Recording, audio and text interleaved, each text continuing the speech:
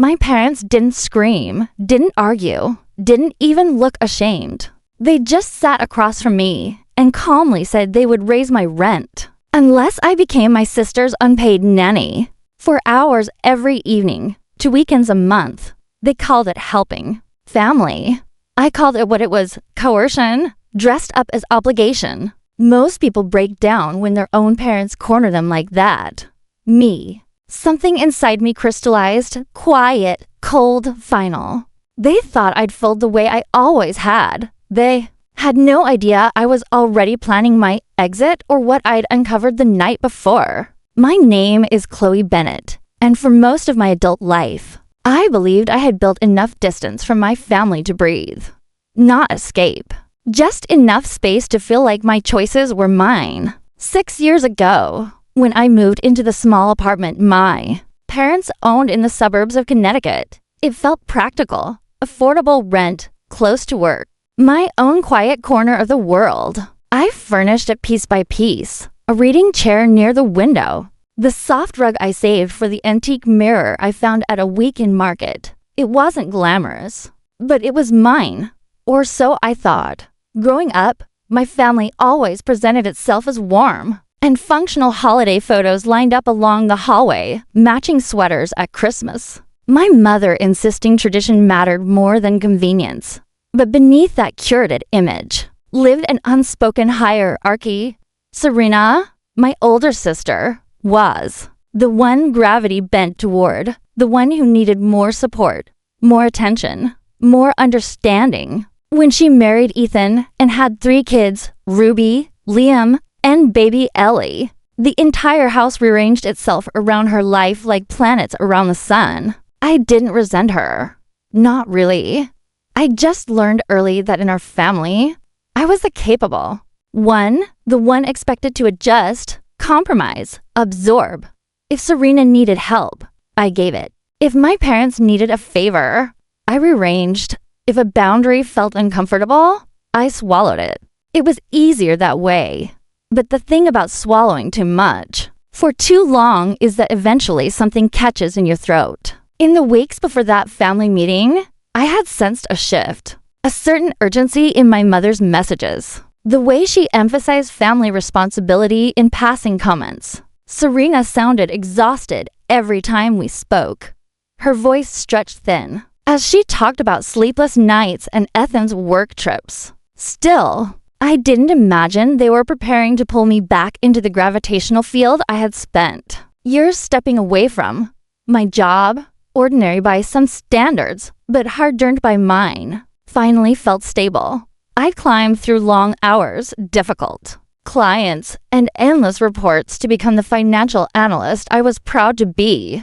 I wasn't wealthy, but I was steady, independent, on track, and that mattered to me more than anything. So, when the email arrived titled Family Meeting Mandatory, I assumed it was another one of my mother's dramatic attempts to gather us for something trivial. Like the time we debated kitchen cabinet colors for 45 minutes. I didn't know walking into that house that everything I thought was mine, my space, my plans, my peace was about to be leveraged against me. The minute I stepped into my parents' living room, I knew something was off. My father was pacing near the fireplace, hands clasped behind his back, the way he did when delivering bad news. My mother sat perfectly upright on the edge of the couch, ankles crossed, lips tight. Serena was in the armchair twisting her wedding ring, a habit she'd had since high school whenever she felt guilty or overwhelmed. "You're late," my mother said the moment I walked in. "It's 11:58. I replied. The meeting was at noon. She waved off my words as if time itself bent to her expectations. My father gestured to the love seat. "Sit. We need to talk." The room felt heavy, the kind of silence that makes your skin prickle. I sat, placing my purse beside me, waiting for whatever performance this was. Serena didn't look up. That was the first red flag. My mother inhaled sharply. "Your sister needs help." Serena's shoulders tensed. "I'm drowning, Chloe," she whispered. "Keith's gone so much. The kids. It's just too much. I nodded slowly. Okay, what kind of help are we talking about? My father stepped in. As a family, we support each other. Your mother, and I think the best solution is for you to take on more responsibility. With your nieces and nephew. Responsibility? I repeated. My mother leaned forward, producing a folded sheet of paper from the coffee table as if she'd spent hours preparing it. A simple schedule, she said, just until things calmed down. She read it aloud like a contract. Pick up Ruby at 3:15. Pick up Liam at 3:30. Bring them home. Supervise homework. Prepare dinner. Stay until Ethan returns, usually around 7. And we'll need you at least 2 weekends each month for full day support. My mouth went dry. You're asking me to babysit every day. My father's voice hardened. We prefer the term helping family. I work until 6 o'clock most days, I said. Sometimes later. You can adjust, he replied simply. Your job shouldn't come before family. There it was, the dismissal, the minimization of everything I built, everything I'd sacrificed. And if I don't adjust, I asked quietly. My parents exchanged a practiced glance. My mother folded her hands in her lap. Then we'll need to reconsider. Your current rent, $800, is far below market value. If you refuse to help, we will raise it to a fair price. My stomach dropped. Are you threatening to raise my rent unless I become Serena's unpaid nanny? My mother didn't even blink. We're asking you to contribute. If you won't, then yes, your rent will reflect market rate. Serena finally looked up, eyes pleading. I really need you. And something inside me snapped, not loudly, not dramatically, quietly, like a thread pulled too tight for too long. I stood. I need time to think. My father shook his head. We need an answer today. You'll have it, I said, walking out the door. But it wouldn't be the one they expected. The moment I got back to my apartment, I closed the door and leaned against it, letting the silence settle over me. My parents' voices still echoed in my head, calm, certain, entitled, like they had already decided my life for me. For a few minutes, I just stood there staring at the familiar shapes of my living room. The soft rug, the reading chair by the window, the mirror that caught the late afternoon light. All the little things I'd chosen carefully, believing they belonged to me. Now I knew they were leverage, not stability, not support. Leverage. That realization burned. I sat at my desk and pulled out my lease. I'd signed it years ago without thinking much about it, trusting that my parents wouldn't weaponize it.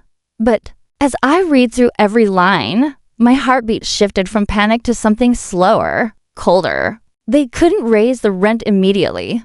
They couldn't raise it more than 10% per year. They were legally required to give 90 days written notice. Every threat they made in that living room a bluff. The anger that hit me then wasn't explosive. It was clarifying, sharp, controlled, the kind of emotion that makes everything suddenly make sense. I opened my laptop and began searching for apartments. Within hours, a real estate agent sent me listings that were within my budget. By the next morning, I'd taken 3 vacation days from work and scheduled tours. On Wednesday afternoon, I found a renovated industrial-style apartment 20 minutes away, exposed brick, tall windows, a space that felt honest, untouched by expectation. I applied on the spot. By Thursday morning, the approval came through. I didn't tell anyone, not a word. Thursday night, I started packing. I worked deliberately, room by room, folding clothes in silence, wrapping dishes in paper, labeling boxes with calm handwriting. The apartment slowly transformed into a half-empty shell. The more I packed, the more I felt like I was reclaiming something I hadn't realized I'd lost. On Friday, I drafted my 60-day notice exactly as the lease required. No emotion, no explanation, just facts. I printed it signed, slid it into an envelope, and sent it by certified mail. By Saturday morning, movers arrived right on time. Rain, pattered softly against the windows as they carried out my furniture, my books, my carefully chosen decor. I walked through the apartment one final time, cleaning the counters, smoothing the wrinkles from the bedspread, making sure everything was spotless. If my parents wanted to weaponize this space, they wouldn't get a single excuse to make it messy. When the last box was loaded, I placed the keys on the counter, stepped outside, locked the door, and slid them through the mail slot. By the time my parents realized what was happening, I was already gone. My phone lit up before I even finished unpacking my first box in the new apartment. 10 missed calls, then 16, then 23. The voicemail icons stacked like warning signs. I didn't press play. I didn't need to hear my mother's clipped panic or my father's anger disguised as authority to know what they'd say. They'd gone to the apartment. They'd found it empty, and now they were spiraling. By Sunday afternoon, I'd blocked their numbers. The silence that followed wasn't peaceful, not yet. But it was mine. On Tuesday morning, a certified letter arrived at my office. They'd tracked down my workplace. My chest tightened as I opened it, half expecting threats, half expecting guilt. It was both. A demand that I return home immediately to discuss the family situation, followed by a vague statement about necessary legal steps if I didn't respond. I took the letter straight to Richard Cole's office. He read it once, sighed, then read it again, more slowly, the way lawyers do when something is both ridiculous and predictable. They don't have a case, he said. I figured, but they're escalating, so we'll respond. His letter went out 2 days later, a perfectly measured warning that all communication must go through him, that any attempt to harass or retaliate would be documented, and that no legal claims against me had standing. And just like that, the call stopped. The silence this time felt different. Not mine, theirs. But chaos has a way of seeping through cracks. A week and a half later, my Aunt Veronica called. I stared at the screen for a long moment before answering. They're losing it, she said before I could speak. Your mother is furious. Your father is, I don't know, embarrassed, confused, both. I didn't say anything. I didn't owe her a defense. They hired a nanny, she added quietly. It's costing them real money. There it was, the chaos, the consequence. Still, the story wasn't over. 2 weeks later, Richard called me into his office. Your parents have requested a mediation session, he said. It appears they've also retained counsel. Of course they had. My parents were the type who hated losing more than they valued being right.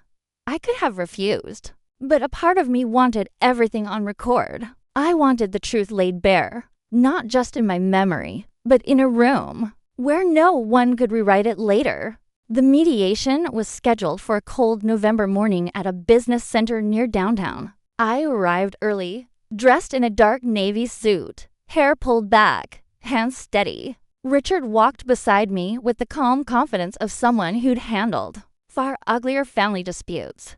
Inside, my parents sat at one side of a long table, their lawyer, Patricia Winters, beside them. My mother's face was pale.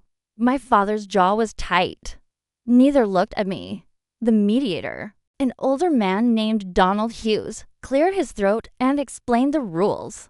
No interruptions. Respectful language. Everyone would have time to speak. My father jumped in first. We're here because our family has been fractured over a misunderstanding. A laugh rose in my throat, sharp and humorless, but I swallowed it. My mother tried to soften her tone. We simply asked Claude to support her sister during a difficult time. We didn't expect her to flee. Flee? I repeated my voice. Even I followed the legal terms of my lease and moved to a new apartment. We offered affordable housing. My father snapped. And in return, I cut in. You threatened to raise my rent unless I became my sister's unpaid nanny. Patricia shifted forward. My clients regret how that conversation came across. No, I said. Let's not rewrite it. They said the words, "Raise your rent unless you help." They said it calmly, proudly, as if it were reasonable. My mother's shoulders tensed. We were trying to help Serena, and you decided my life, my time, my job were all negotiable, so hers wouldn't be. You weaponized rent. You used the apartment I cared for and paid for as leverage. You didn't ask me to help. You told me I owed it. Silence spread across the room, thick and uncomfortable. Even Patricia seemed unsure how to proceed. Richard leaned forward. My client is willing to maintain a relationship, but only if boundaries are respected. No financial threats, no childcare obligations, no interference with her housing or career. My father's face wringed. So that's it? You expect us to accept these demands? I held his gaze. I expect you to accept that I am an adult and that coercion is not family. My mother's eyes filled with a mix of anger and wounded pride. We just wanted you home. This wasn't about home, I said quietly. This was about control. Donald interjected gently. Let's focus on a possible resolution. It took another 30 minutes of back and forth, my parents shifting between defensiveness, justification, and reluctant acknowledgement. But eventually they agreed. They would respect boundaries. They would stop using financial leverage. They would not pressure me into childcare. And any future issues would be approached with consent, not expectation. Patricia drafted a short memorandum. We all signed it. It wasn't legally binding, but it was a record, a line drawn in ink. As we gathered our things, my mother finally looked at me. Really looked. Her voice cracked. I didn't realize you felt trapped. You didn't need to realize I said I told you for years in 100 ways. You just never listened. My father spoke last. So what happens now? I took a slow breath. Now you deal with the chaos you created, and I live my life. Richard placed a hand on my arm, guiding me toward the door. The hallway outside was quiet, but my heartbeat steadied with every step. This wasn't victory. This wasn't revenge. This was reclamation. And for the first time in my life, I felt completely, undeniably free. The first morning in my new apartment felt almost unreal. Sunlight poured through the tall windows, warming the exposed brick, catching on the steam rising from my coffee. For the first time in weeks, my shoulders weren't tense. No one was waiting for me to fix their life. No one was timing when I walked through the door. The quiet didn't feel heavy anymore. It felt earned. Work fell back into its own rhythm. Without the constant emotional tug-of-war, my focus sharpened. My manager even commented that I looked lighter, which made me laugh because I finally understood what it meant to not carry someone else's expectations. Meanwhile, the consequences of my family's ultimatum settled exactly where they belonged. Serena hired a full-time nanny, someone qualified, someone fairly paid. My parents helped cover the cost, which, according to my Aunt Veronica, became a monthly reminder of the moment they pushed too far. I didn't gloat, not even privately. But there was a certain poetic symmetry in watching them absorb the responsibility they tried to dump on me. When I eventually met Serena for coffee, the conversation felt human again. No manipulation, no desperation, just two sisters trying to rebuild something honest. I didn't volunteer to babysit. She didn't ask, and that alone showed how much had changed. Dinner with my parents came weeks later at a neutral restaurant. It was awkward at first, but civil, careful, almost fragile. They asked about my new place, my work, my routine. I answered, but with the confidence of someone who finally understood her own worth. Our relationship wasn't healed. Not fully. Maybe. Never. But it was no longer built on obligation. And that was enough. Looking back, disappearing wasn't an act of rebellion. It was an act of survival. Setting boundaries didn't destroy my family. It revealed what was already broken and what could finally be rebuilt. I learned that love without respect is just control dressed up as tradition. And no one deserves to live under that weight. If you've ever felt cornered by the people who were supposed to protect you, know this. Choosing yourself isn't selfish. It's necessary. If this story resonates with you, share your thoughts in the comments and make sure to subscribe. There are more stories ahead, and you don't want to miss the next.